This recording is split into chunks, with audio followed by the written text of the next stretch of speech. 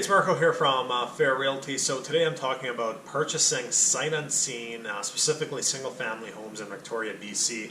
I've received an uptick in inquiries about this from various buyers across Canada, Vancouver, Calgary, Toronto, and in my 11 years of experience, the sight unseen deals I've been involved in, there's always, not always, often disappointment when people show up in Victoria to walk into the home they purchased sight unseen, and then they realize maybe it's not the one.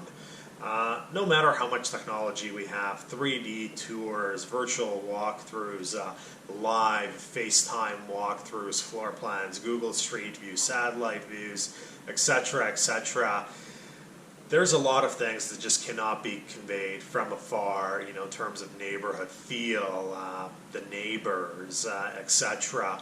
And the problem is, everyone has different personal preferences. So something that might be totally fine to me probably is not totally fine to my buyer. For example, I grew up in the Oaklands area in Victoria. I love it. But you can't ignore the fact that the same house, if you took a house from the Oaklands area and you put it in Oak Bay, 5-minute drive, people pay $300,000 to $400,000 more. Would I pay $300,000 to $400,000 more for the same house in Oak Bay versus Oaklands? No way, because I love the Oaklands area. But the majority of people do pay that huge premium, and that's why a home in Oak Bay is so much more expensive. Personal preference at the end of the day. So I'm not a huge fan of buying sight unseen. I know the industry is really kind of pushing it with COVID restrictions.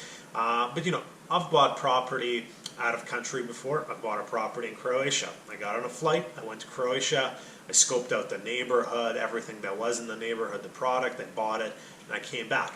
Obviously, with non-essential travel not being recommended, that's not probably the right thing to do right now, in terms of flying in from Vancouver, Calgary, or Toronto.